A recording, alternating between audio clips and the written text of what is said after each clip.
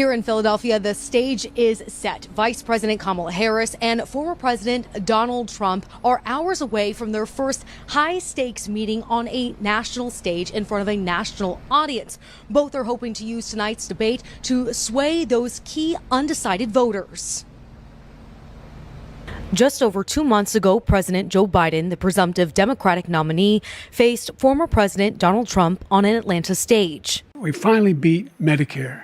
24 days later, Biden announced his exit, vaulting Kamala Harris to the top of the ticket with a burst of momentum. But now polls show a tightening race. It was inevitable that her rise would run out of steam. We live in a deeply polarized country where partisan identity is critical. The Harris campaign coming out swinging with a new ad Tuesday designed to grab the attention of both voters and her opponent. This weird obsession with crowd sizes.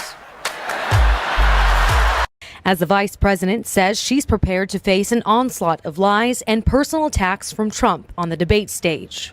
He plays from this really old and tired playbook, right? Where there's no floor for him in terms of how low he will go. But the Trump campaign expects the former president will stay on message. He has to focus on what he has focused on primarily throughout the whole campaign trail, talking about bringing down inflation, talking about securing that southern border, and making sure that he holds Kamala's feet to the fire for 50 days. Both looking to sway those undecided voters who hold the keys to victory in November. I just have to watch the debates and see, and I don't know if I'll really know until it's time to actually vote. With just 8 weeks until Election Day, the stakes are high as these candidates prepare to answer questions on the top issues like the economy, immigration, and reproductive rights. Each of them has something different to prove as they pitch a vision for the country. Tonight, former President Donald Trump and Vice President Kamala Harris are meeting on the debate stage, both looking to pitch themselves as the best person for the job. If she gets in, our country doesn't have a chance. Look, it's time to turn the page on the divisiveness. It's time to bring our country together, chart a new way forward. A large part of Harris's campaign has been choreographed up until this point. And she's hoping she can continue the momentum she's felt since she became the Democratic Party's nominee. Her main mission is to talk to the American people, share where she wants to lead the country, share a little more of how her background, not just as vice president, but her entire career points to the things that she's committed to. Trump is used to this type of stage. He's participated in more general election debates than any presidential nominee in history. This will be his 7th.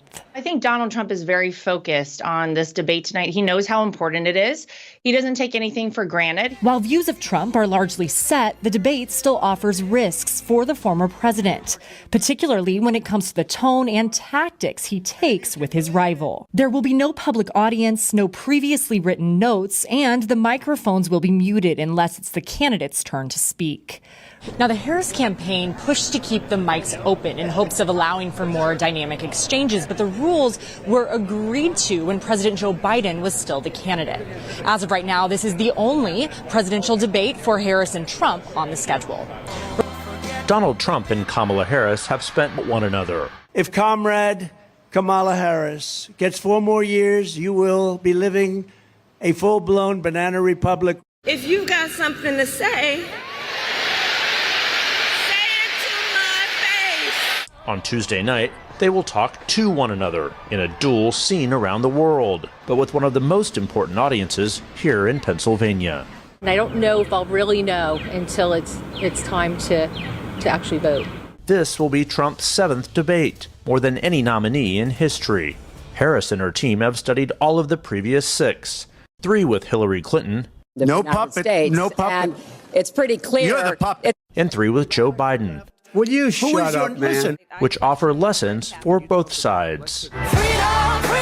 For Harris, it's a marquee moment to show Americans she is ready to assume the presidency. A question very much on the minds of voters in pivotal Bucks County, just outside Philadelphia, where signs of support for all sides are inescapable. By nature, I am a Republican, always voted Republican. Not sure this year.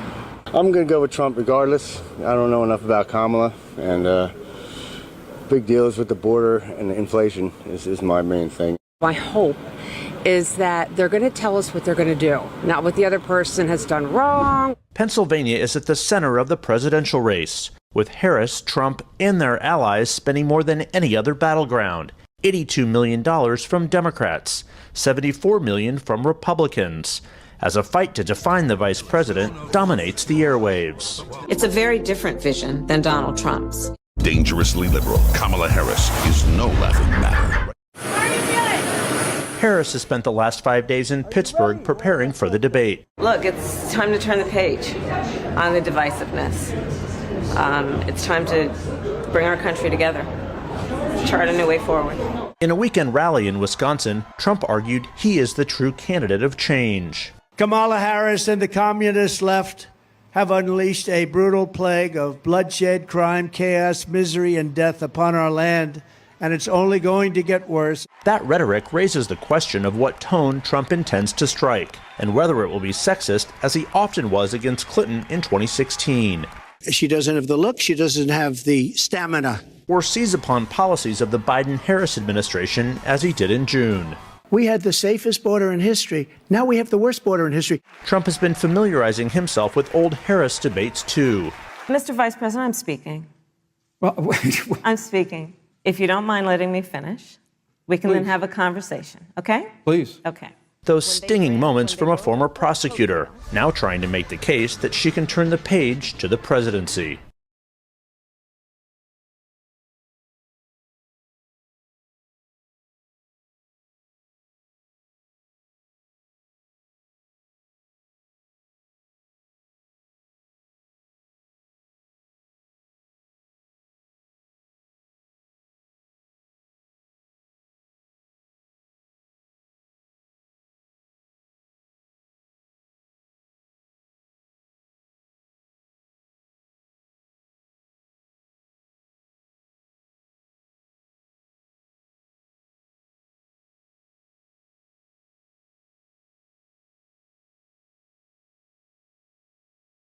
Child tax credit that we have given in a long time so that those young families can afford to buy a crib, buy a car seat, buy clothes for their children.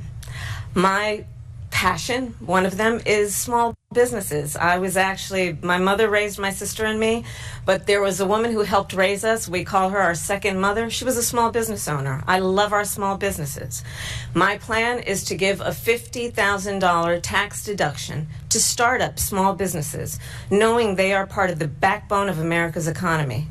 My opponent, on the other hand, his plan is to do what he has done before, which is to provide a tax cut for billionaires and big corporations, which will result in $5 trillion to America's deficit. My opponent has a plan that I call the Trump's sales tax, which would be a 20% tax on everyday goods that you rely on to get through the month. Economists have said that Trump sales tax would actually result for middle-class families in about $4,000 more a year, because of his policies and his ideas about what should be the backs of middle-class people paying for tax cuts for billionaires. President Trump, I'll give you 2 minutes. First of all, I have no sales tax. That's an incorrect statement. She knows that. We're doing tariffs on other countries. Other countries are going to finally, after 75 years, pay us back for all that we've done for the world. And the tariff will be substantial in some cases. I took in billions and billions of dollars, as you know, from China. In fact, they never took the tariff off because it was so much money they can't. It would totally destroy everything that they've set out to do. They're taking in billions of dollars from China and other places. They've left the tariffs on. When I had it, I had tariffs, and yet I had no inflation. Look, we've had a terrible economy because inflation which is really known as a country buster. It breaks up countries. We have inflation like very few people have ever seen before, probably the worst in our nation's history. We were at 21%, but that's being generous because many things are 50, 60, 70, and 80% higher than they were just a few years ago. This has been a disaster for people, for the middle class, but for every class. On top of that, we have millions of people pouring into our country from prisons and jails, from mental institutions and insane asylums. And they're coming in and they're taking jobs that are occupied right now by African Americans and Hispanics, and also unions. Unions are going to be affected very soon. And you see what's happening. You see what's happening with towns throughout the United States. You look at Springfield, Ohio. You look at Aurora in Colorado. They are taking over the towns. They're taking over buildings. They're going in violently. These are the people that she and Biden led into our country, and they're destroying our country. They're dangerous. They're at the highest level of criminality, and we have to get them out. We have to get them out fast. I created one of the greatest economies in the history of our country. I'll do it again and even better. We are going to get to immigration and border security during this debate, but I would like to let Vice President Harris respond on the economy here. Well, I would love to. Let's talk about what Donald Trump left us. Donald Trump left us the worst unemployment since the Great Depression. Donald Trump left us the worst public health epidemic in a century. Donald Trump left us the worst attack on our democracy since the Civil War. And what we have done is clean up Donald Trump's mess. What we have done and what I intend to do is build on what we know are the aspirations and the hopes of the American people. But I'm going to tell you all in this debate tonight, you're going to hear from the same old tired playbook, a bunch of lies, grievances, and name-calling. What you're going to hear tonight is a detailed and dangerous plan called Project 2025 that the former president intends on implementing if he were elected again. I believe very strongly that the American people want a president who understands the importance of bringing us together, knowing we have so much more in common than what separates us. And I pledge to you to be a president for all Americans. President Trump will give you a minute here to respond. Number one, I have nothing to do, as you know, and as she knows better than anyone, I have nothing to do with Project 2025. That's out there. I haven't read it. I don't want to read it purposely. I'm not going to read it. This was a group of people that got together. They came up with some ideas, I guess some good, some bad, but it makes no difference. I have nothing to do. Everybody knows I'm an open book. Everybody knows what I'm going to do. Cut taxes very substantially and create a great economy like I did before. We had the greatest economy. We got hit with a pandemic. And the pandemic was not since 1917, where 100 million people died, has there been anything like it. We did a phenomenal job with the pandemic. We handed them over a country where the economy and where the stock market was higher than it was before the pandemic came in. Nobody's ever seen anything like it.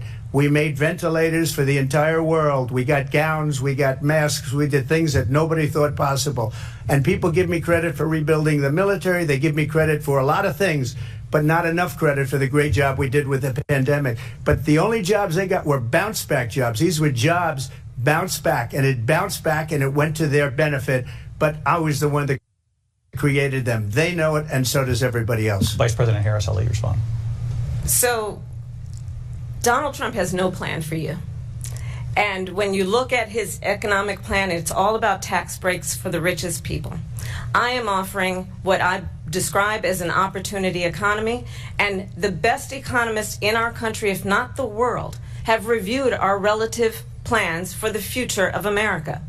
What Goldman Sachs has said is that Donald Trump's plan would make the economy worse. Mine would strengthen the economy.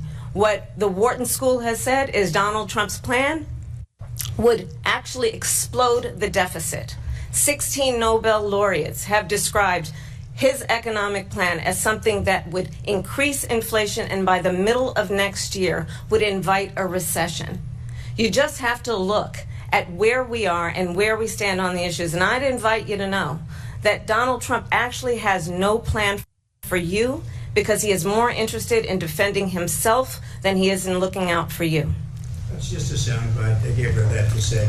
Look, I went to the Wharton School of Finance, and many of those professors, the top professors, think my plan is a brilliant plan. It's a great plan. It's a plan that's going to bring up our worth, our value as a country. It's going to make people want to be able to go and work and create jobs and create a lot of good, solid money for our country. And just to finish off, she doesn't have a plan. She copied Biden's plan, and it's like 4 sentences, like run, spot, run. 4 sentences that are just, oh, we'll try and lower taxes. She doesn't have a plan. Take a look at her plan. She doesn't have a plan. Mr. President, I do want to drill down on something you both brought up. The Vice President brought up your tariffs. You responded, and let's drill down on this, because your plan is what she calls is essentially a national sales tax. Your proposal calls for tariffs, as you pointed out here, on foreign imports across the board. You recently said that you might double your plan, imposing tariffs up to 20% on goods coming into this country. As you know, many economists say that with tariffs at that level, costs are then passed on to the consumer. Vice President Harris has argued it'll mean higher prices on gas, food, clothing, medication, arguing it costs the typical family nearly $4,000 a year. Do you believe Americans can afford higher prices because of tariffs? They're not going to have higher prices. What's going to have, and who's going to have higher prices, is China and all of the countries that have been ripping us off for years. I was the only president ever. China was paying us hundreds of billions of dollars, and so were other countries. And, you know, if she doesn't like them, they should have gone out and they should have immediately cut the tariffs. But those tariffs are there 3.5 years now under their administration. We are going to take in billions of dollars, hundreds of billions of dollars. I had no inflation, virtually no inflation. They had the highest inflation perhaps in the history of our country, because I've never seen a worse period of time. People can't go out and buy cereal or bacon or eggs or anything else. The people of our country are absolutely dying with what they've done. They've destroyed the economy. And all you have to do is look at a poll. The polls say 80 and 85 and even 90% that the Trump economy was great, that their economy was terrible. Vice President Harris, I do want to ask for your response, and you heard what the president said there, because the Biden administration did keep a number of the Trump tariffs in place. So how do you respond? Well, let's be clear that the Trump administration resulted in a trade deficit, one of the highest we've ever seen in the history of America. He invited trade wars. You want to talk about his deal with China? What he ended up doing is, under Donald Trump's presidency, he ended up selling American chips to China to help them improve and modernize their military, basically sold us out, when a policy about China should be in making sure the United States of America wins the competition for the 21st century, which means focusing on the details of what that requires, focusing on relationships with our allies, focusing on investing in American-based technology so that we win the race on AI, on quantum computing, focusing on what we need to do to support America's workforce so that we don't end up having on the short end of the stick in terms of workers' rights. But what Donald Trump did, let's talk about this, with COVID, is he actually thanked President Xi for what he did during COVID. Look at his tweet. Thank you, President Xi, exclamation point, when we know that Xi was responsible for lacking and not giving us transparency about the origins of COVID. President Trump, I'll let you respond. First of all, they bought their chips from Taiwan. We hardly make chips anymore because of philosophies like they have and policies like they have. I don't say her because she has no policy. Everything that she believed 3 years ago and 4 years ago is out the window. She's going to my philosophy now. In fact, I was going to send her a MAGA hat. She's gone to my philosophy. But if she ever got elected, she'd change it. And it will be the end of our country. She's a Marxist. Everybody knows she's a Marxist. Her father's a Marxist professor in economics, and he taught her well. But when you look at what she's done to our country, and when you look at these millions and millions of people that are pouring into our country monthly, where it's, I believe, 21 million people, not the 15 that people say, and I think it's a lot higher than the 21. That's bigger than New York State pouring in. And just look at what they're doing to our country. They're criminals. Many of these people coming in are criminals. And that's bad for our economy, too. You know, you mentioned before, we'll talk about immigration later. Well, bad immigration is the worst thing that can happen to our economy. They have, and she has, destroyed our country with policy that's insane. Almost policy that you'd say they have to hate our country. President Trump, thank you. Lindsay? I want to turn to the issue of abortion. President Trump, you've often touted that you were able to kill Roe v. Wade. Last year, you said that you were proud to be the most pro-life president in American history. Then last month, you said that your administration would be great for women and their reproductive rights. In your home state of Florida, you surprised many with regard to your 6-week abortion ban. because you initially had said that it was too short, and you said, quote, I'm going to be voting that we need more than 6 weeks. But then the very next day, you reversed course and said you would vote to support the 6-week ban. Vice President Harris says that women shouldn't trust you on the issue of abortion because you've changed your position so many times. Therefore, why should they trust you? Well, the reason I'm doing that vote is because the plan is, as you know, the vote is, they have abortion in the 9th month. They even have, and you can look at the governor of West Virginia, the previous governor of West Virginia, not the current governor, who's doing an excellent job, but the governor before, he said the baby will be born and we will decide what to do with the baby. In other words, we'll execute the baby. And that's why I did that, because that predominates, because they're radical. The Democrats are radical in that. And her vice presidential pick, which I think was a horrible pick, by the way, for our country, because he is really out of it. But her vice presidential pick says abortion in the 9th month is absolutely fine. He also says execution after birth. It's execution, no longer abortion, because the baby is born, is okay. And that's not okay with me, hence the vote. But what I did is something for 52 years. They've been trying to get Roe v. Wade into the states. And through the genius and heart and strength of 6 Supreme Court justices, we were able to do that. Now, I believe in the exceptions for rape, incest, and life of the mother. I believe strongly in it. Ronald Reagan did also. 85% of Republicans do. Exceptions. Very important. But we were able to get it, and now states are voting on it. And for the first time, you're going to see, look, this is an issue that's torn our country apart for 52 years. Tremendous credit to those 6 justices. There is no state in this country where it is legal to kill a baby after it's born. Madam Vice President, I want to get your response to President Trump. Well, as I said, you're going to hear a bunch of lies, and that's not actually a surprising fact. Let's understand how we got here. Donald Trump hand-selected 3 members of the United States Supreme Court with the intention that they would undo the protections of Roe v. Wade. And they did exactly as he intended. And now in over 20 states, there are Trump abortion bans, which make it criminal for a doctor or nurse to provide health care. In one state, it provides prison for life. Trump abortion bans that make no exception even for rape and incest, which understand what that means. A survivor of a crime, a violation to their body, does not have the right to make a decision about what happens to their body next. That is immoral.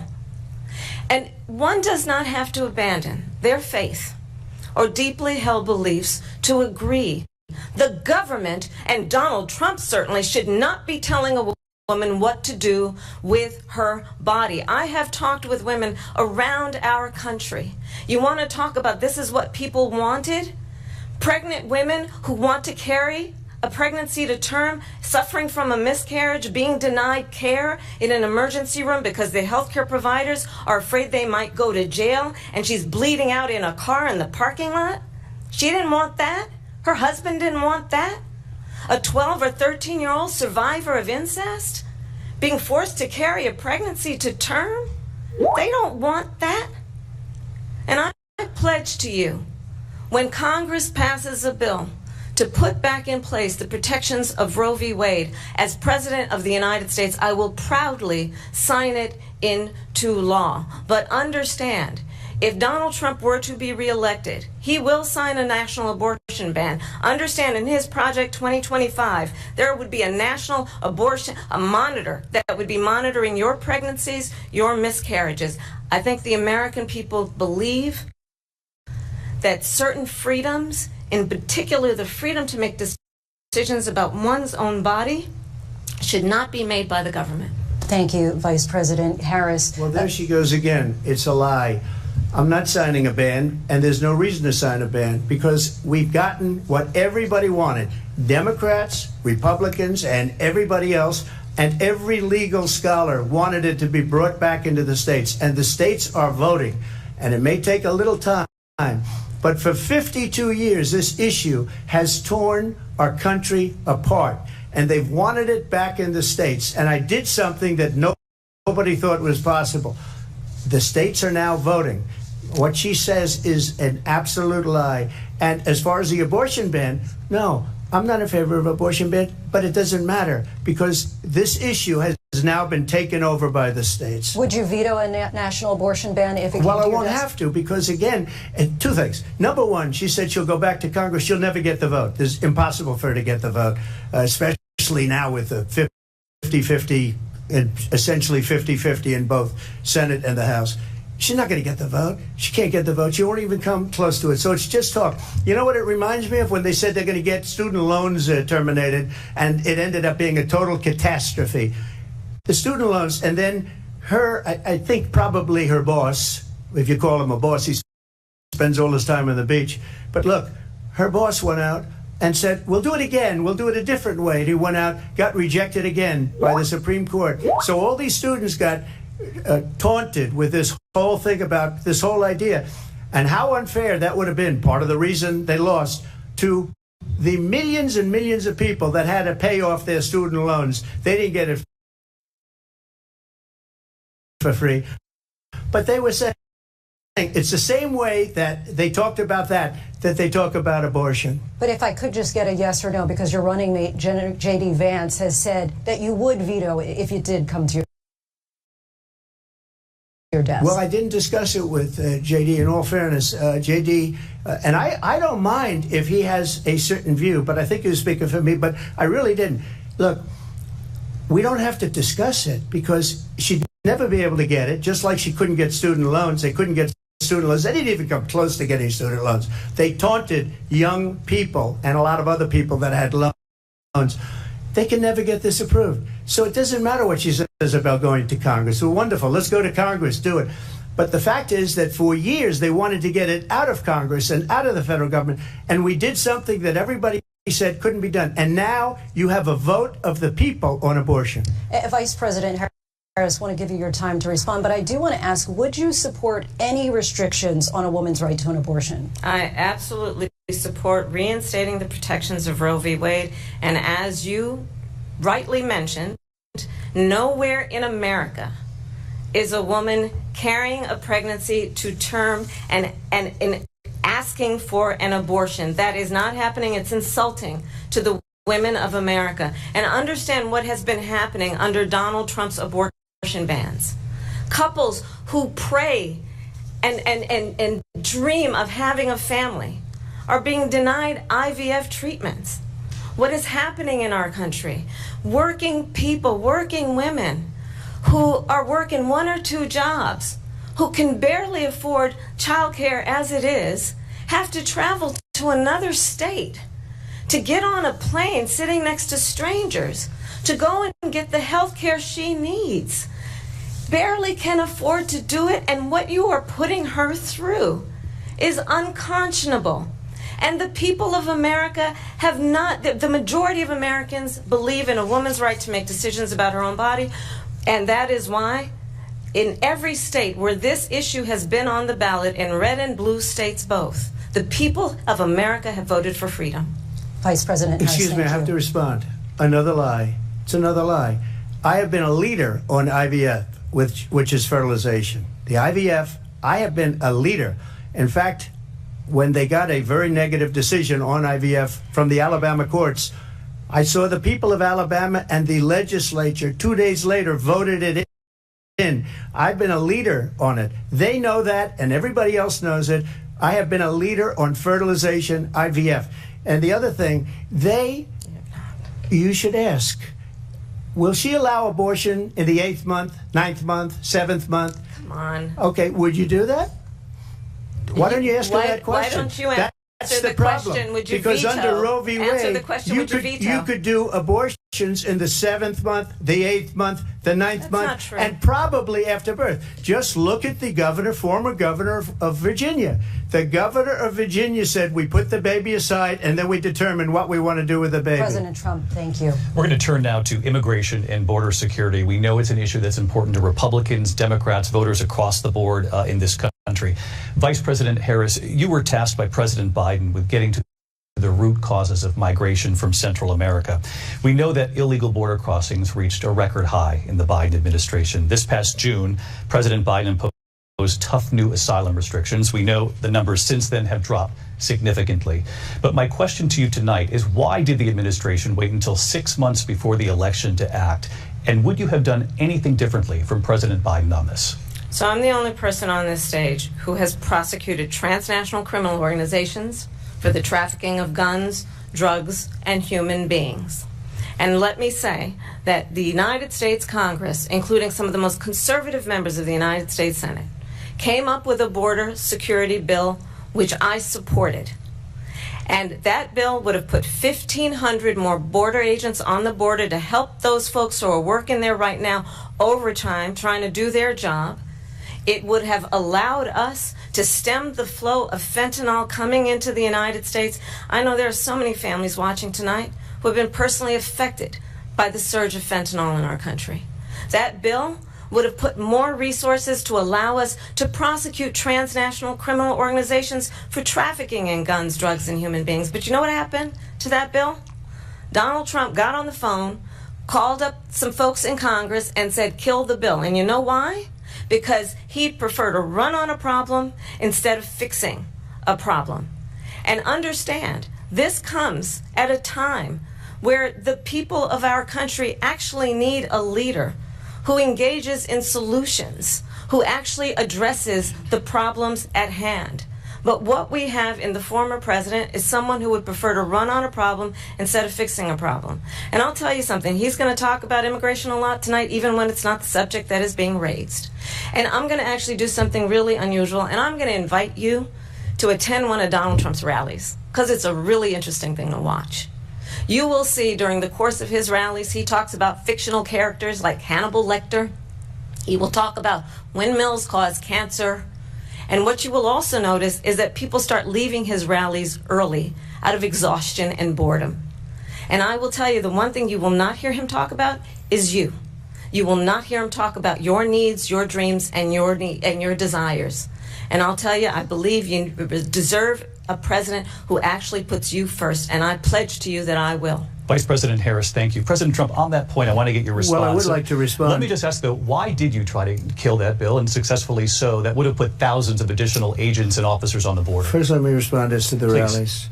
She said people start leaving. People don't go to her rallies. There's no reason to go. And the people that do go, she's bussing them in and paying them to be there, and then showing them in a different light. So she can't talk about that. People don't leave my rallies. We have the biggest rallies, the most incredible rallies in the history of politics. That's because people want to take their country back. Our country is being lost. We're a failing nation. And it happened 3.5 years ago. And what's going on here, you're going to end up in World War III, just to go into another subject. What they have done to our country by allowing these millions and millions of people to come into our country, and look at what's happening to the towns all over the United States. And a lot of towns don't want to talk. It's not going to be Aurora or Springfield. A lot of towns don't want to talk about it because they're so embarrassed by it. In Springfield, they're eating the dogs, the people that came in. They're eating the cats. They're eating the pets of the people that live there. And this is what's happening in our country, and it's a shame. As far as rallies are concerned, as far as the reason they go is they like what I say. They want to bring our country back. They want to make America great again. It's a very simple phrase, make America great again. She's destroying this country, and if she becomes president, this country doesn't have a chance of success. Not only success, we'll end up being Venezuela on steroids. I just want to clarify here. You bring up Springfield, Ohio, and ABC News did reach out to the city manager there. He told us there had been no credible reports of specific claims of pets being harmed, injured, or abused by individuals within the immigrant community. Well, I've seen people on television. Let me just say here, this is the people on television say my dog was taken and used for food. So maybe he said that, and maybe that's a good thing to say for a city manager. I'm not taking this from television. But the people on television saying their manager. Dog was eaten by the people that went there. Again, the Springfield city manager says there's no evidence of that. Vice President Harris, I'll let you respond to the rest of what you've heard. You talk about extreme.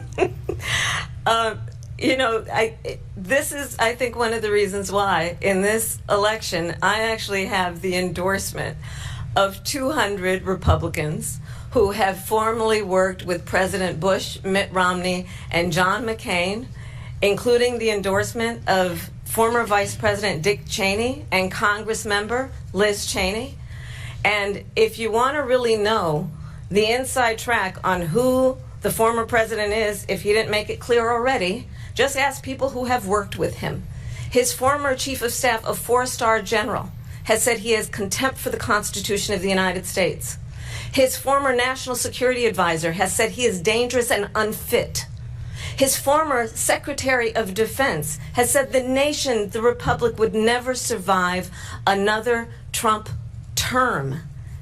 And when we listen to this kind of rhetoric, when the issues that affect the American people are not being addressed, I think the choice is clear in this election. President Trump, I'll give you a quick minute to respond here.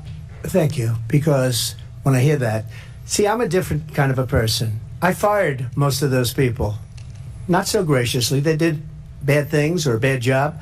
I fired them. They never fired one person. They didn't fire anybody having to do with Afghanistan and the Taliban and the 13 people who's were just killed, viciously and violently killed. And I got to know the parents and the family. They didn't fire. They should have fired all those generals, all those top people, because that was one of the most incompetently handled situations anybody has ever seen. So when somebody does a bad job, I fire him. And you take a guy like Esper. He was no good. I fired him. So he writes a book. Another one writes a book. Because with me, they can write books. With nobody else can they. But they have done such a poor job, and they never fire anybody. Look at the economy. Look at the inflation. They didn't fire any of their economists. They have the same people. That's a good way not to have books written about you. But just to finish, I got more votes than any Republican in history by far. In fact, I got more votes than any president, sitting president, in history by far. Let me continue on immigration. It was what you wanted to talk about earlier, so let's get back to your deportation proposal that the vice president has reacted to as well. President Trump, you call this the largest domestic deportation operation in the history of our country. You say you would use the National Guard. You say if things get out of control, you'd have no problem using the U.S. military. Police, yes. You also said you would use local police. How would you deport 11 million undocumented immigrants? I know you believe that number is much higher. Take us through this. What does this look like? Will authorities be going door to door in this country? Yeah, it is much higher because of them. They allowed criminals, many millions of criminals.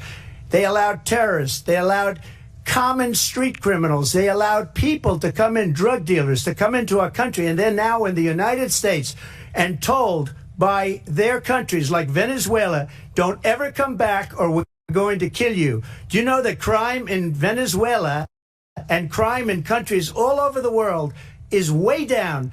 You know why? Because they've taken their criminals off the street and they've given them to her to put into our country. And this will be one of the greatest mistakes in history for them to allow. And I think they probably did it because they think they're going to get votes, but it's not worth it.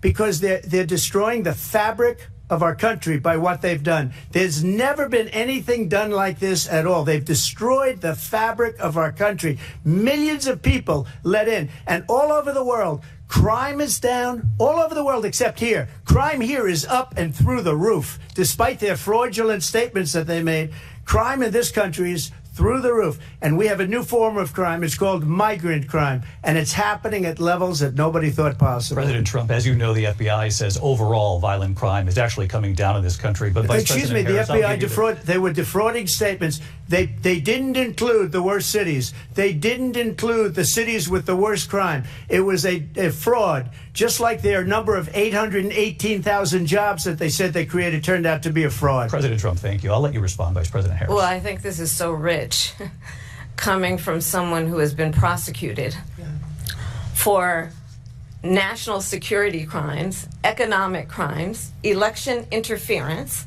has been found liable for sexual assault, and his next big court appearance is in November at his own criminal sentencing. And let's be clear, where each person stands on the issue of what is important about respect for the rule of law and respect for law enforcement. The former vice president called for defunding federal law enforcement, 45,000 agents, get this, on the day after he was arraigned on 34 felony counts. So let's talk about what is important in this race. It is important that we move forward, that we turn the page on this same old tired rhetoric and address the needs of the American people, address what we need to do about the housing shortage, which I have a plan for, address what we must do to support our small businesses, address bringing down the price of groceries.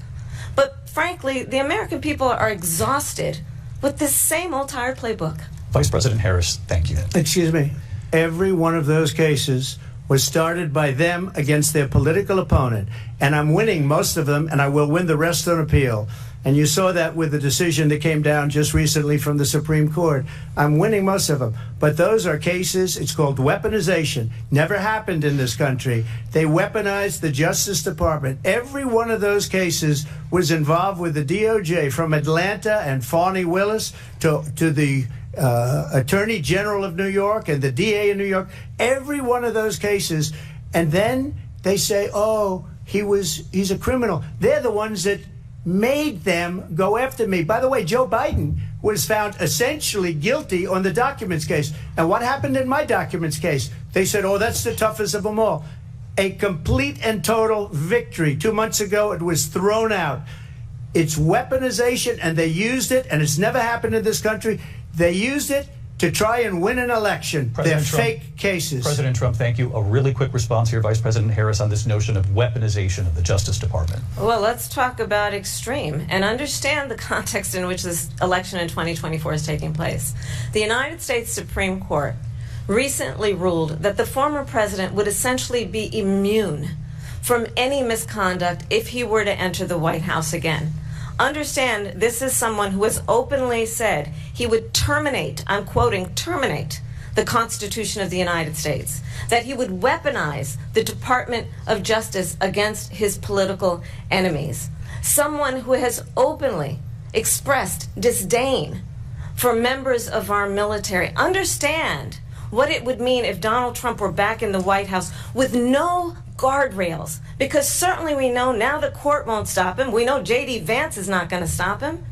It's up to the American people Vice President to stop Harris, him. Thank you. Lindsay? Vice President Harris, in your last run for president. This is the one that weaponized, not me. She weaponized. I probably took a bullet to the head because of the things that they say about me. They talk about democracy. I'm a threat to democracy. They're the threat to democracy with a fake Russia investigation we do have a lot that went nowhere. We have a lot to get to. Lindsay? Vice President Harris, in your last run for president, you said you wanted to ban fracking. Now you don't. You wanted mandatory government buyback programs for assault weapons. Now your campaign says you don't. You supported decriminalizing border crossings. Now you're taking a harder line. I know you say that your values have not changed. So then why have so many of your policy positions changed? So my values have not changed, and I'm going to discuss every one of the, at least every point that you've made. But in particular, let's talk about fracking, because we're here in Pennsylvania. I made that very clear in 2020. I will not ban fracking. I have not banned fracking as Vice President of the United States. And in fact, I was the tie-breaking vote on the Inflation Reduction Act, which opened new leases for fracking. My position is that we have got to invest in diverse sources of energy so we reduce our reliance on foreign oil. We have had the largest increase in domestic oil production in history because of an approach that recognizes that we cannot over-rely on foreign oil. As it relates to my values, let me tell you, I grew up a middle-class kid raised by a hardworking mother who worked and saved and was able to buy our first home when I was a teenager. The values I bring to the importance of home ownership, knowing not everybody got handed $400 million on a silver platter and then filed bankruptcy 6 times, is a value that I bring to my work, to say we are going to work with the private sector and home builders to increase 3 million homes, increase by 3 million homes by the end of my first term. My work that is related to having a friend when I was in high school who was sexually assaulted by her stepfather. And my focus then on protecting women and children from violent crime is based on a value that is deeply grounded in the importance of standing up for those who are most vulnerable. My work that is about protecting Social Security and Medicare is based on long-standing work that I have done, protecting seniors from scams. My values have not changed. And what is important is that there is a president who actually brings values and a perspective that is about lifting people up and not beating people down and name calling. The true measure of the leader is the leader who actually understands the strength is not in beating people down, it's in lifting people up. I intend to be that president. President Trump, your Well, response? first of all, I wasn't given $400 million. I wish I was. My father was a Brooklyn builder, Brooklyn, Queens, and a great father, and I learned a lot from him. But I was given a fraction of that, a tiny fraction, and I built it into many, many billions of dollars, many, many billions. And when people see it, they are even surprised. So we don't have to talk about that. Fracking, she's been against it for 12 years. Defund the police, she's been against that forever. She gave all that stuff up very wrongly, very horribly, and everybody's laughing at it, okay? They're all laughing at it. She gave up at least 12 and probably 14 or 15 different policies. Like, she was big on defund the police. In Minnesota, she went out, wait a minute, I'm talking now, if you don't mind, please. Does that sound familiar? She went out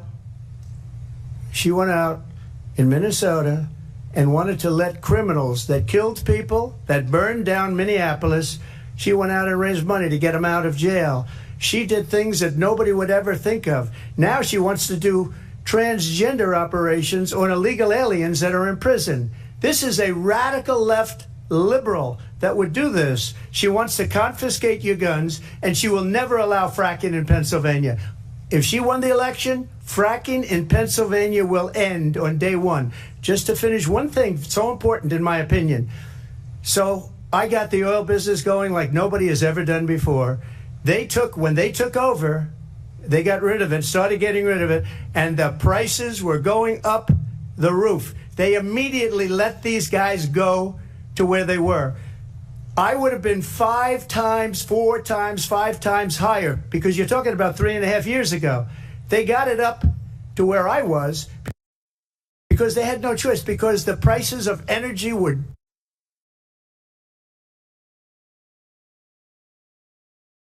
quadrupling and doubling. You saw what happened to gasoline. So they said, let's go back to Trump. But if she won the election, the day after that election, they'll go back to destroying our country, and oil will be dead, fossil fuel will be dead, we'll go back to windmills, and we'll go back to solar, where they need a whole desert to get some energy to come out. You ever see a solar plant? By the way, I'm a big fan of solar, but they take 400, 500 acres of desert soil. Trump, we have a These lot are of not good issues things that we for the have to get environment, to. that she We're out of time. understands. Thank you. Lindsay, thank you. We have an election in just 56 days. And I want to talk about the peaceful transfer of power, which, of course, we all know is a cornerstone of our democracy, and the role of a president in a moment of crisis. Mr. President, on January 6th, you told your supporters to march to the Capitol. You said you would be right there with them. The country and the world saw what played out at the Capitol that day, the officers coming under attack. Aides in the West Wing say you watched it unfold on television off the Oval Office. You did send out tweets, but it was more than 2 hours before you sent out that video message telling your supporters to go home. Is there anything you regret about what you did on that day? You just said a thing that isn't covered. Peacefully and patriotically, I said during my speech, not later on. Peacefully and patriotically. And nobody on the other side was killed. Ashley Babbitt was shot by an out-of-control police officer that should have never, ever shot her. It's a disgrace. But we didn't do this group of people that have been treated so badly. I ask, what about all the people that are pouring into our country and killing people that she allowed to pour in? She was the border czar, remember that. She was the border czar. She doesn't want to be called the border czar because she's embarrassed by the border. In fact, she said at the beginning, oh, I'm surprised you're not talking about the border yet. That's because she knows what a bad job they've done. What about those people? When are they going to be prosecuted? When are these people from countries all over the world, not just South America? They're coming in from all over the world, David, all over the world. And crime rates are down all over the world because of it. But let me just ask David, when are those people going to be prosecuted? When are the people that burned down Minneapolis going to be prosecuted? Or in Seattle? They went into Seattle. They took over a big percentage of the city of Seattle. When are those people going to be prosecuted? But let me just ask you. You might ask her that question. You were the president. You were watching it unfold on television. It's a very simple question as we move forward toward another election. Is there anything you regret about what you did on that day? Yes, sir. I had nothing to do with that other than they asked me to make a speech. I showed up for a speech. I said, I think it's going to be big. I went to Nancy Pelosi and the mayor of Washington, D.C., and the mayor put it back in writing, as you know. I said, you know, this is going to be a very big rally or whatever you want to call it. And again, it wasn't done by me. It was done by others. I said, I'd like to give you 10,000 National Guard or soldiers. They rejected me. Nancy Pelosi rejected me. It was just 2 weeks ago, her daughter has a tape of her saying she is fully responsible for what happened. They want to get rid of that tape. It would have never happened if Nancy Pelosi and the mayor of Washington did their jobs. I wasn't responsible for security. Nancy Pelosi was responsible. She didn't do her job. The question was about you as president, not about former Speaker Pelosi, but I do want Vice President Harris to respond here. I was at the Capitol on January 6th. I was the vice president-elect. I was also an acting senator. I was there. And on that day, the president of the United States incited a violent mob to attack our nation's capital, to desecrate our nation's capital. On that day, 140 law enforcement officers were injured, and some died. And understand, the former president has been indicted and impeached for exactly that reason. But this is not an isolated situation. Let's remember Charlottesville, where there was a mob of people carrying tiki torches, spewing anti-Semitic hate. And what did the president then at the time say? There were fine people on each side. Let's remember that when it came to the Proud Boys, a militia, the former president said, stand back and stand by. So for everyone watching who remembers what January 6th was, I say, we don't have to go back. Let's not go back. We're not going back. It's time to turn the page. And if that was a bridge too far for you, well, there is a place in our campaign for you to stand for country, to stand for our democracy, to stand for rule of law, and to end the chaos, and to end the approach that is about attacking the foundations of our democracy because you don't like the outcome. And be clear on that point. Donald Trump, the candidate, has said in this election there will be a bloodbath if this and the outcome of this election is not to his liking. Let's turn the page on this. Let's not go back. Let's chart a course for the future and not go backwards to the past. Let me just follow up here. It was a different term, and it was a term that related to energy because they have destroyed our energy business. That was where bloodbath was. Also, on Charlottesville, that story has been, as you would say, debunked. Laura Ingraham, Sean Hannity, Jesse, all of these people, they covered it. If they go an extra sentence, they will see it was perfect. It was debunked in almost every newspaper, but they still bring it up, just like they bring 2025 up. They bring all of this stuff up. I ask you this. You talk about the Capitol. Why are we allowing these millions of people to come through on the southern border? How come she's not doing anything? And I'll tell you what I would do, and I would be very proud to do it. I would say we would both leave this debate right now. I'd like to see her go down to Washington, D.C. during this debate because we're wasting a lot of time. Go down to, because she's been so bad, it's so ridiculous. Go down to Washington, D.C. and let her sign a bill to close up the border because they have the right to do it. They don't need bills. They have the right to do it. The President of the United States, you'll get him out of bed. You'll wake him up at 4 o'clock in the afternoon. You'll say, come on down to the office. Let's sign a bill.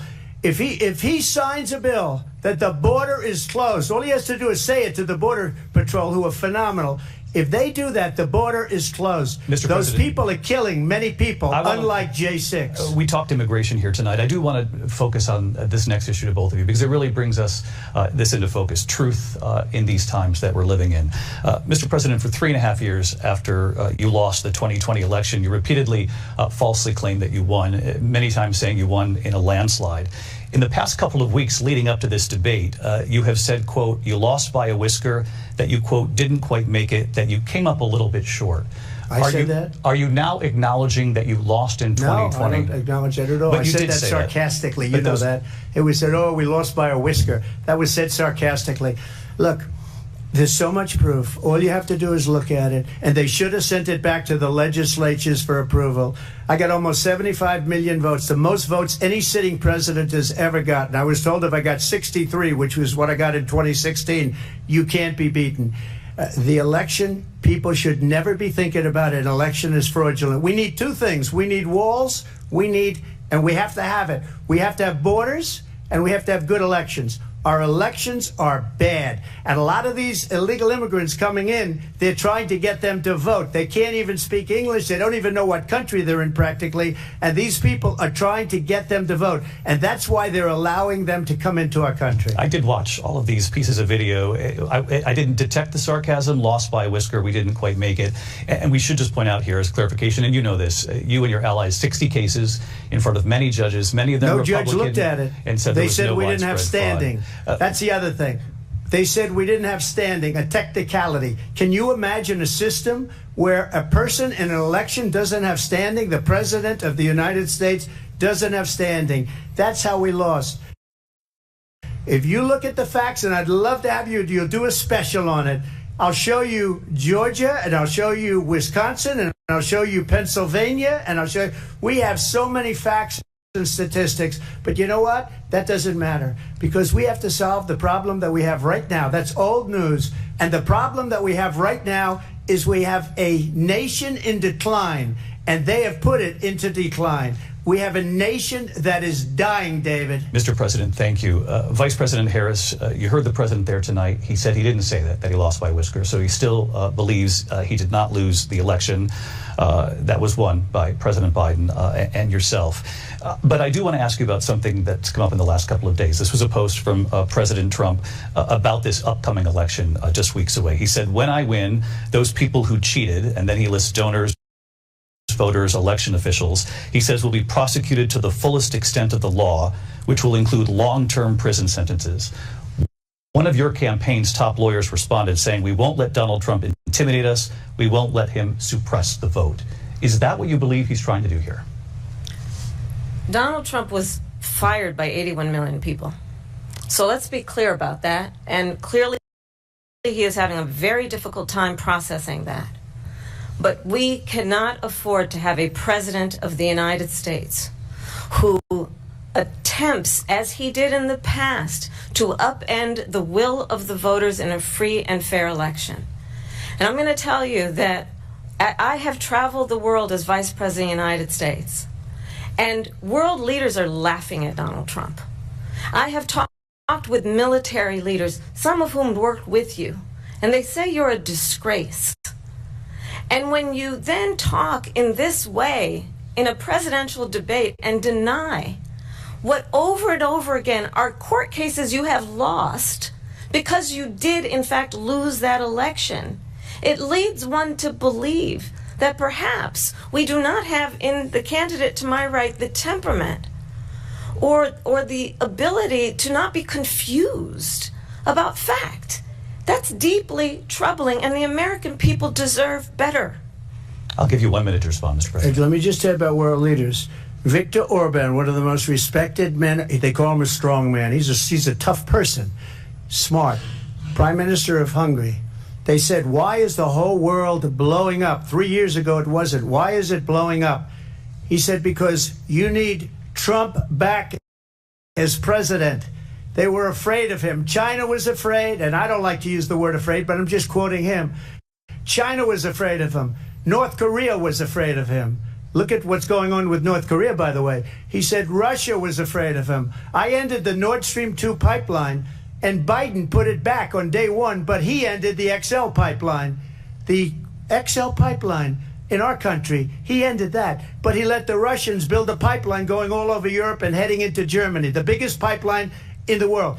Look, Viktor Orban said it. He said the most respected, most feared person is Donald Trump. We had no problems when Trump was president, but when this weak, pathetic man that you saw at a debate just a few months ago, that if he weren't in that debate, he'd be running instead of her. She got no votes. He got 14 million votes. What you did, you talk about a threat to democracy. He got 14 million votes, and they threw him out of office. And you know what? I'll give you a little secret. He hates her. He can't stand her.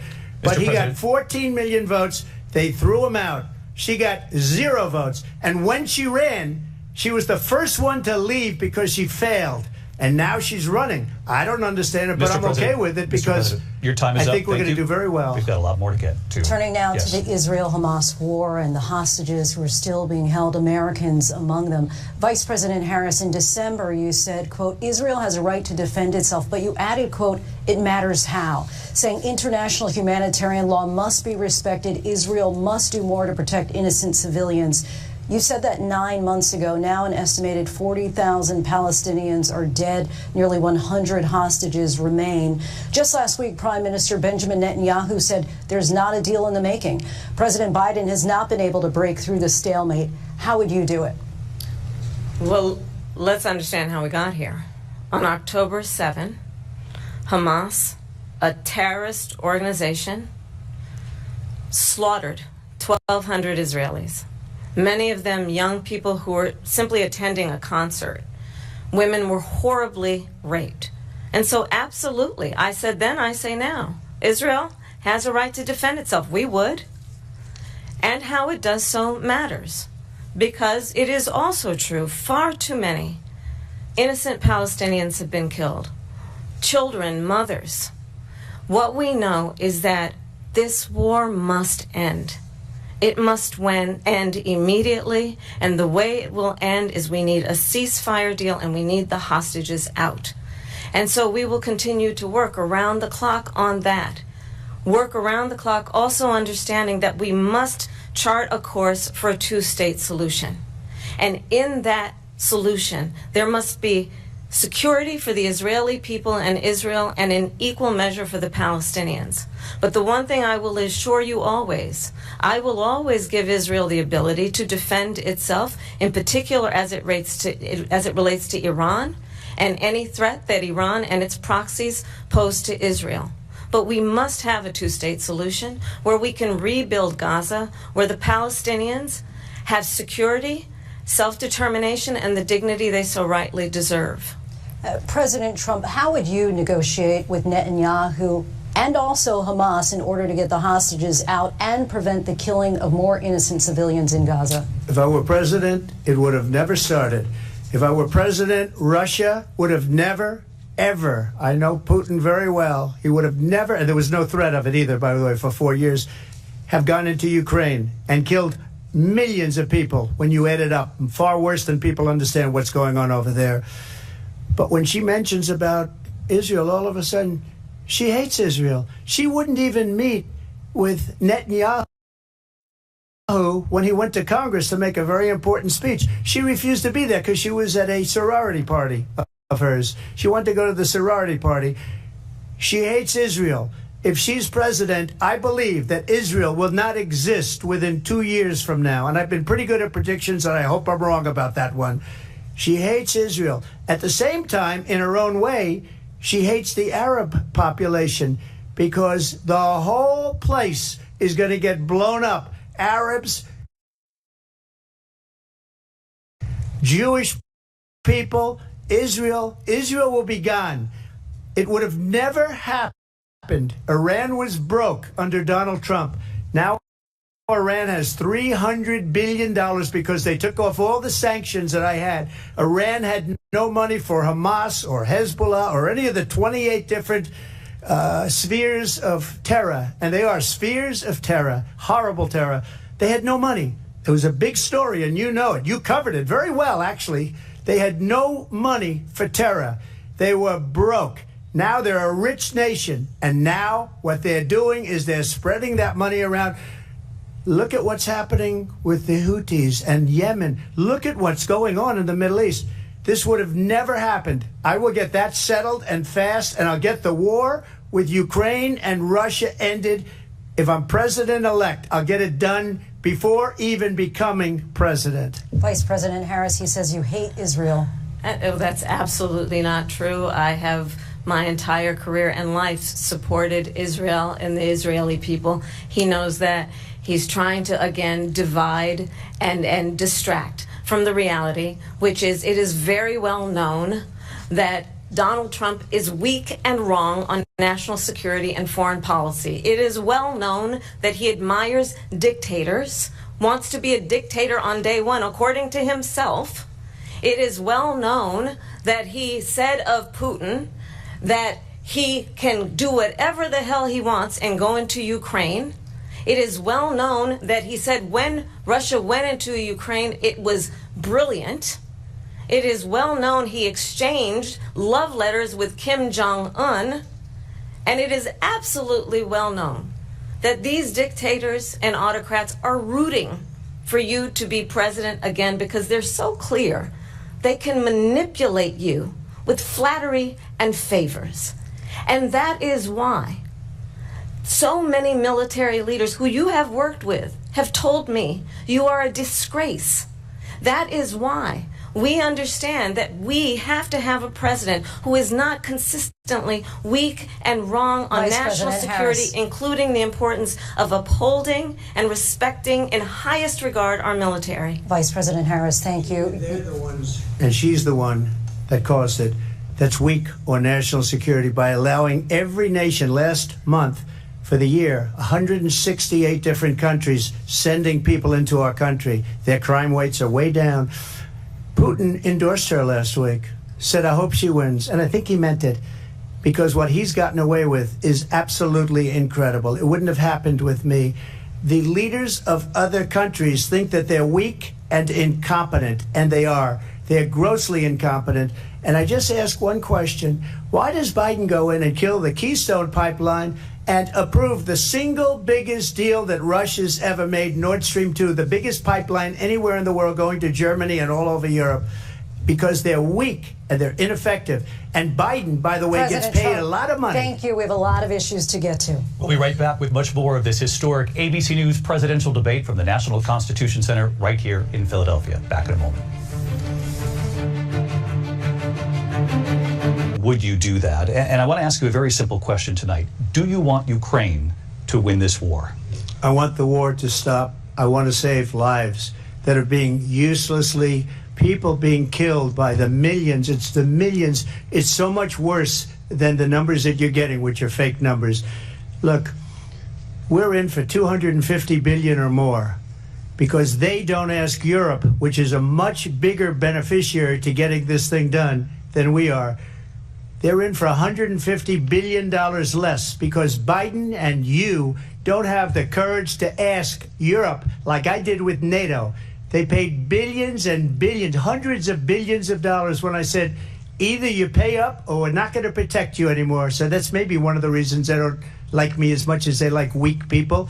But you take a look at what's happening. We're in for 250 to 275 billion. They're into 100 to 150. They should be forced to equalize. With that being said, I want to get the war settled. I know Zelensky very well, and I know Putin very well. I have a good relationship, and they respect your president, okay? They respect me. They don't respect Biden. How would you respect him? Why? For what reason? He hasn't even made a phone call in 2 years to Putin, hasn't spoken to anybody. They don't even try and get it. That is a war that's dying to be settled. I will get it settled before I even become president. If I win when I'm president-elect, and what I'll do is I'll speak to one, I'll speak to the other, I'll get them together. That war would have never happened. And in fact, when I saw Putin after I left, unfortunately left because our country has gone to hell. But after I left, when I saw him building up soldiers, he did it after I left.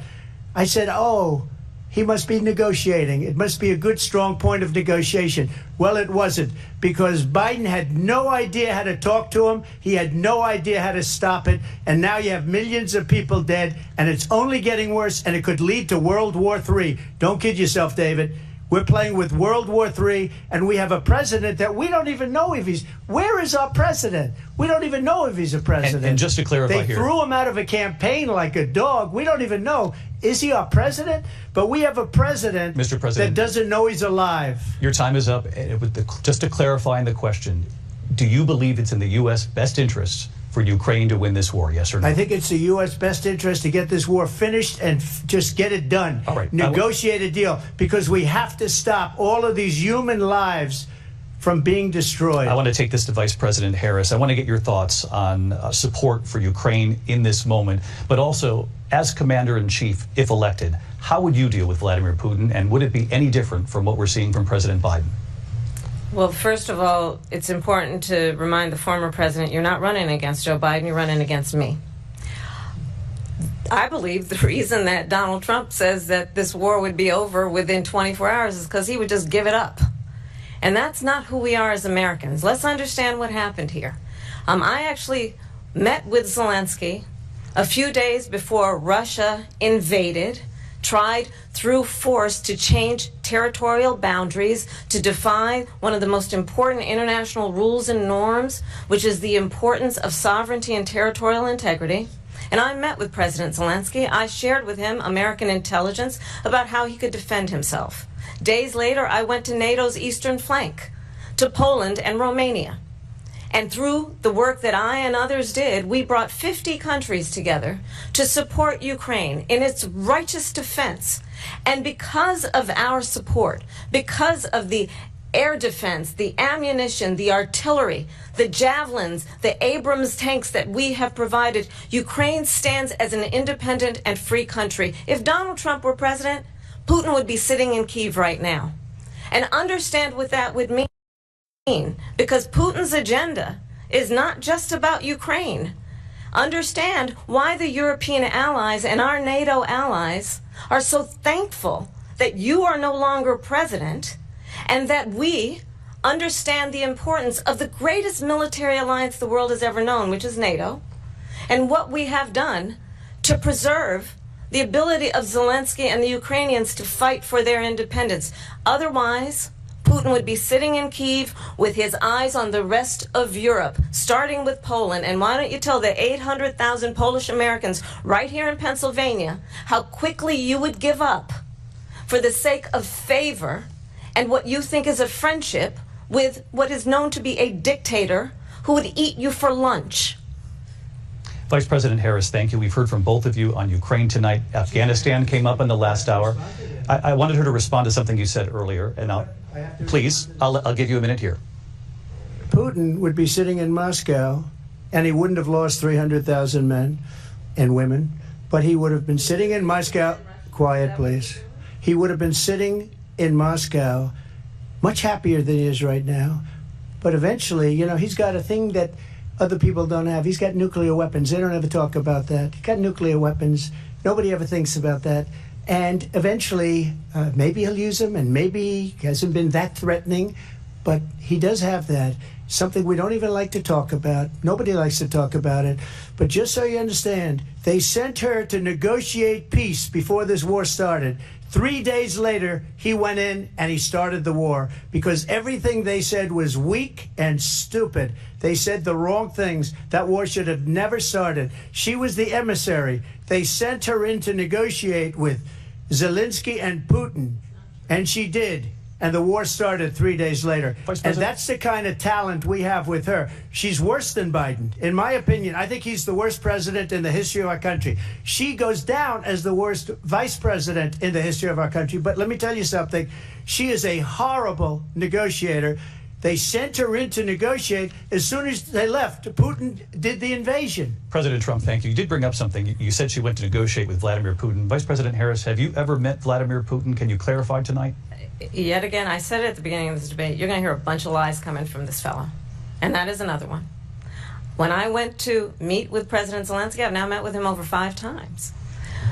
The reality is it has been about standing as America always should, as a leader upholding international rules and norms, as a leader who shows strength, understanding that the alliances we have around the world are dependent on our ability to look out for our friends and not favor our enemies because you adore strongmen instead of caring about democracy.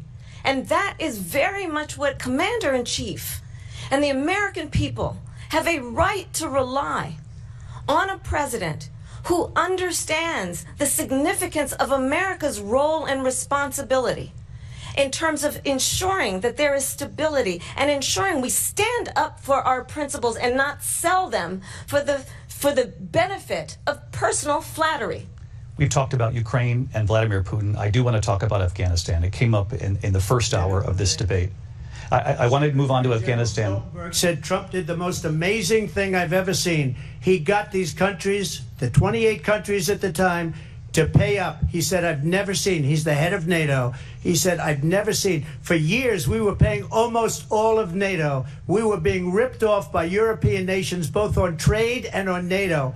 I got them to pay up by saying one of the statements you made before, if you don't pay, we're not going to protect you. President Otherwise, Trump. we would have never gotten it. He said it was one of the most incredible jobs that he's ever seen done. Thank you. I want to turn to Afghanistan. It came up in the first hour of the debate, and we witnessed a poignant moment today on Capitol Hill, honoring the soldiers who died in the chaotic withdrawal from Afghanistan. I do want to ask the Vice President, do you believe you bear any responsibility in the way that withdrawal played out?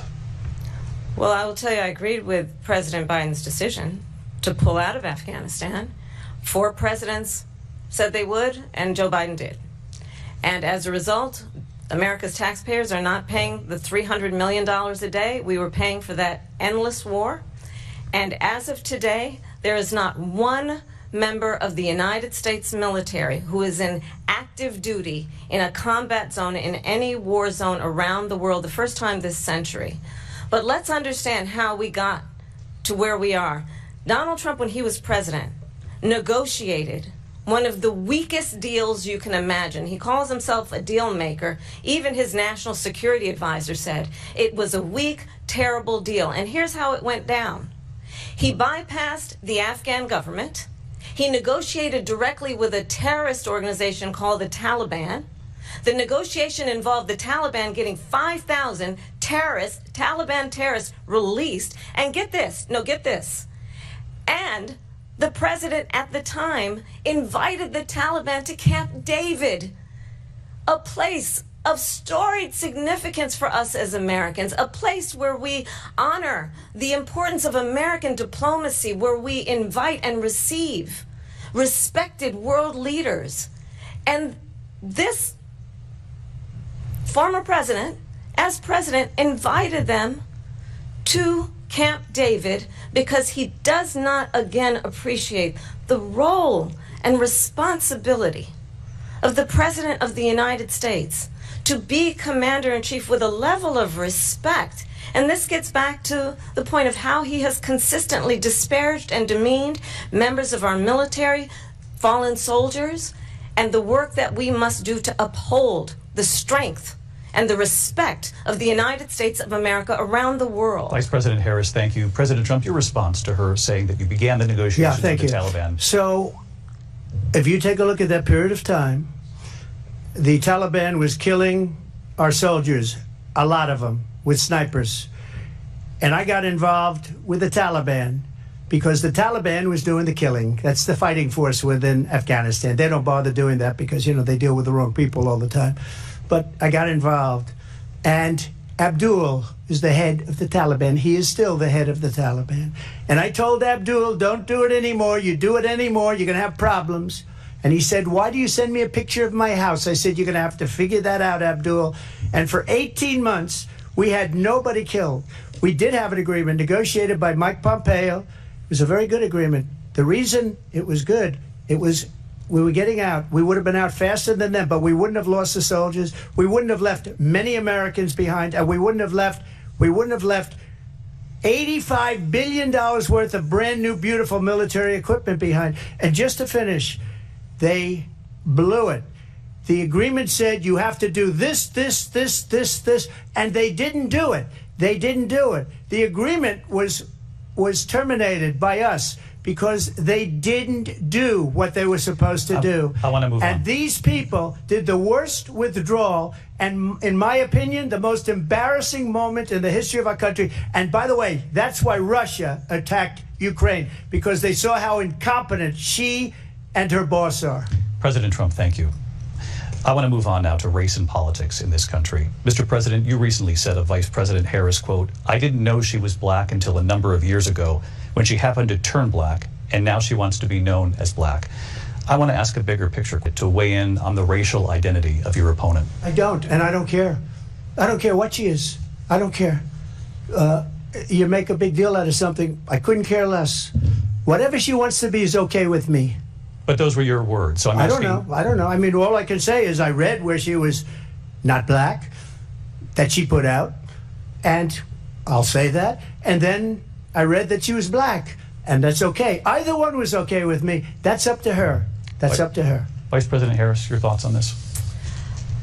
I think it's, I mean, honestly, I think it's a tragedy that we have someone who wants to be president who has consistently, over the course of his career, attempted to use race to divide the American people. You know, I do believe that the vast majority of us know that we have so much more in common than what separates us, and we don't want this kind of approach that is just constantly trying to divide us, and especially by race. And let's remember how Donald Trump started. He was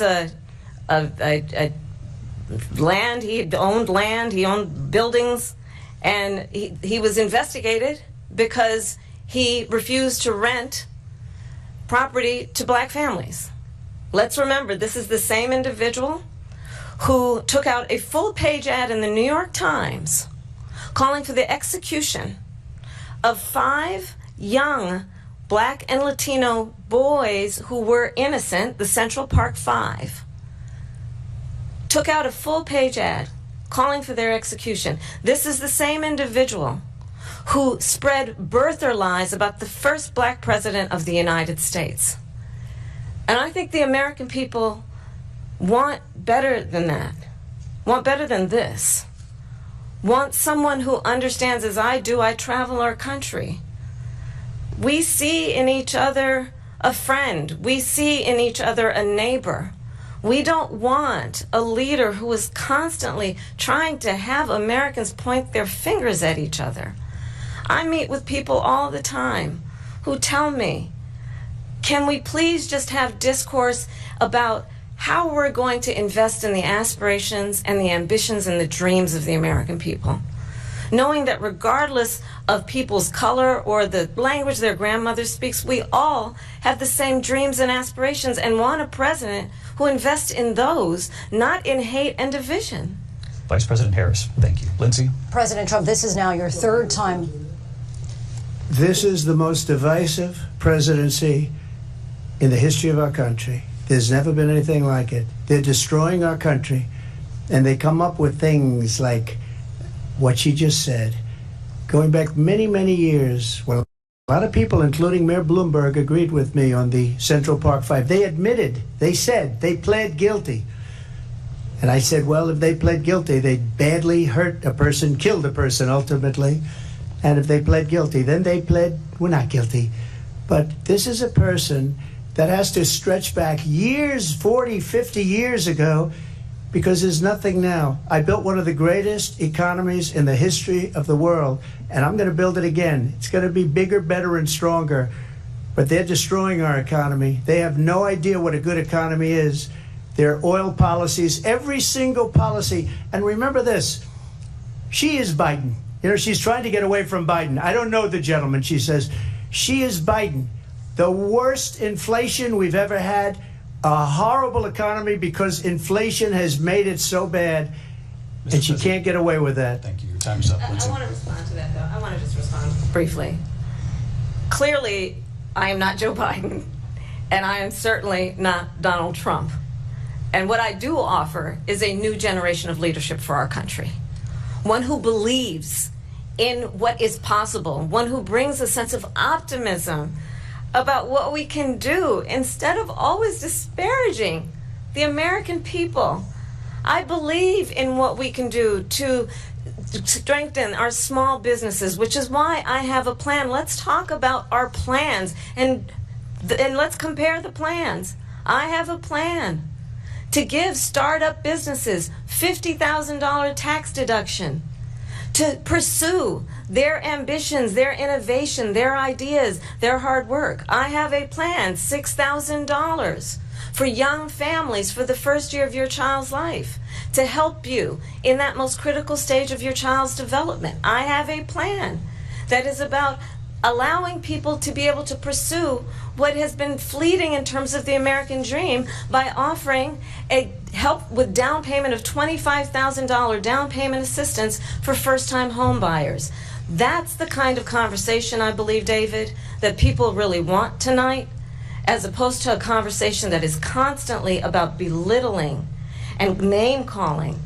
Let's turn the page Vice President and move Harris, forward. thank you. Let's turn to policy. President Let's turn Trump, back we to have policy. to move on. President Trump. Let's turn to policy, please. She has a plan to defund the police. She has a plan to confiscate everybody's gun. President Trump, she we has do a have to plan move to on to not other allow issues. fracking in Pennsylvania or anywhere else. Okay. That's you, what her President. plan is until just recently. I just need Lindsay, to go ahead. respond. President because Trump, the President former Trump. president has said No, I'm something sorry. twice that I need to No, respond to. I'm sorry. I We're just going need to to move on, respond Vice one President time Harris. to what he President has said Trump, this multiple is times. now your Yes. third time running for president. You have long vowed to repeal and replace the Affordable Care Act, also known as Obamacare. You have failed to accomplish that. You now say you're going to keep Obamacare, quote, unless we can do something much better. Correct. Last month you said, quote, we're working on it. So tonight, 9 years after you first started running, do you have a plan, and can you tell us what it is? Obamacare was lousy health care, always was. It's not very good today. And what I said, that if we come up with something, and we are working on things, we're going to do it and we're going to replace it. But remember this, I inherited Obamacare because Democrats wouldn't change it. They wouldn't vote for it. They were unanimous. They wouldn't vote to change it. If they would have done that, we would have had a much better plan than Obamacare. But the Democrats came up. They wouldn't vote for it. I had a choice to make when I was president. Do I save it and make it as good as it can be, never going to be great, or do I let it rot? And I felt I had an obligation, even though politically it would have been good to just let it rot and let it go away. I decided, and I told my people, the top people, and they're very good people. I have a lot of good people in that administration. We read about the bad ones. We had some real bad ones too, and so do they. They have really bad ones. The difference is they don't get rid of them. But let me just explain. I had a choice to make. Do I save it and make it as good as it can be, or do I let it rot? And I saved it. I did the right thing. But it's still never going to be great, and it's too expensive for people. And what we will do is we're looking at different plans. If we can come up with a plan that's going to cost our people, our population, less money and be better health care than Obamacare, then I would absolutely do it. But until then, I'd run it as good as it can be run. So just a yes or no, you still do not have a plan? I have concepts of a plan. I'm not president right now. But if we come up with something, I would only change it if we come up with something that's better and less expensive. And there are concepts and options we have to do that. And you'll be hearing about it in the not too distant future. Vice President Harris, in 2017, you supported Bernie Sanders' proposal to do away with private insurance and create a government-run healthcare system. 2 years later, you proposed a plan that included a private insurance option. What is your plan today? Well, first of all, I absolutely support, and over the last 4 years as vice president, private health care options. But what we need to do is maintain and grow the Affordable Care Act. But I'll get to that, Lindsay. I just need to respond to a previous point that the former president has made. I've made very clear my position on fracking. And then this business about taking everyone's guns away. Tim Walz and I are both gun owners. We're not taking anybody's guns away. So stop with the continuous lying about this stuff. As it relates to the Affordable Care Act, understand, just look at the history to know where people stand. When Donald Trump was president, 60 times he tried to get rid of the Affordable Care Act. 60 times. I was a senator at the time when I will never forget the early morning hours when it was up for a vote in the United States Senate.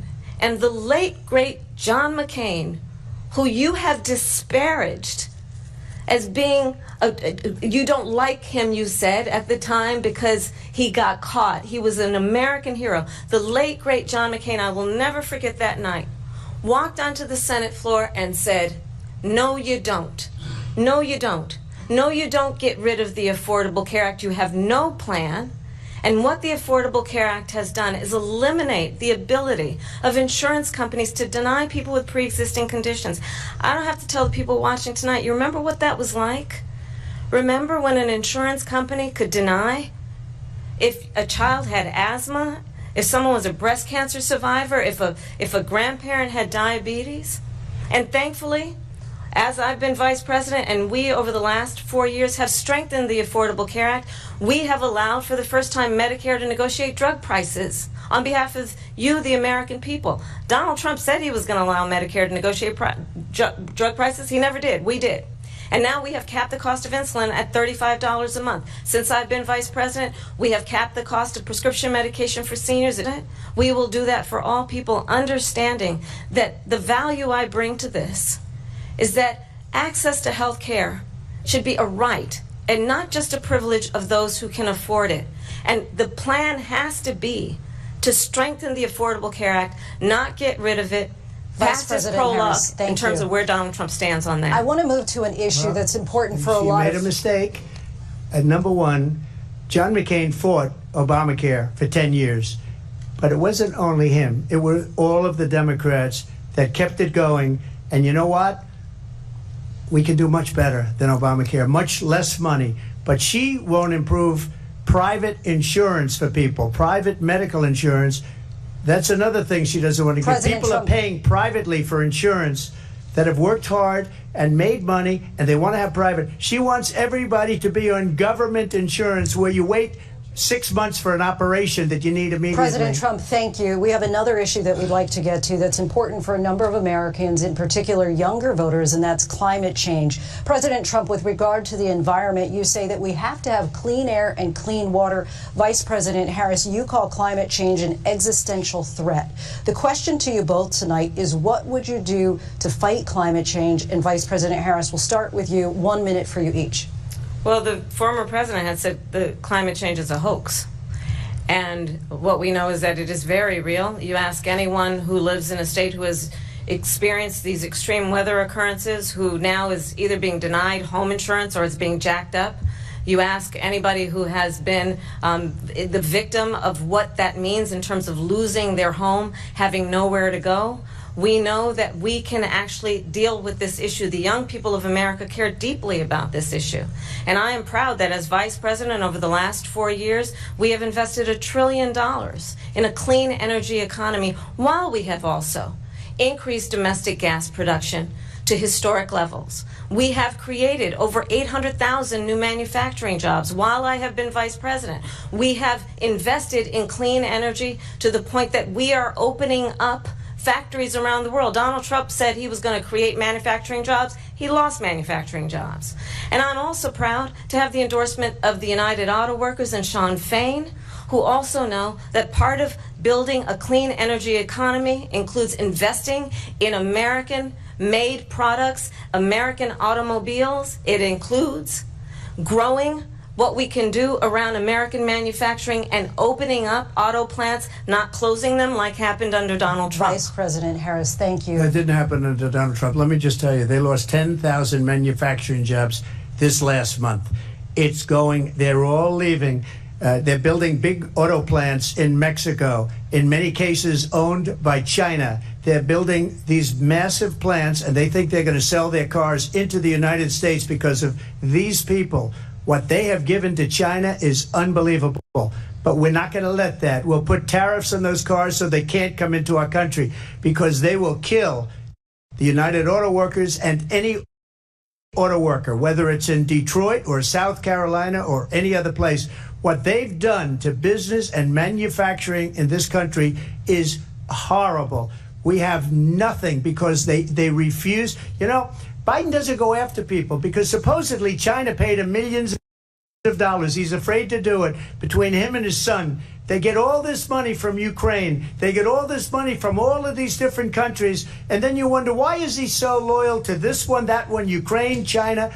Why is he? Why did he get $3.5 million from the mayor of Moscow's wife? Why did she pay him $3.5 million? This is a crooked administration, and they're selling our country down the tubes. President Trump, thank you. Thank you. We'll be right back with closing statements from both of our candidates. An historic night, this ABC News presidential debate from Philadelphia. Back in a moment.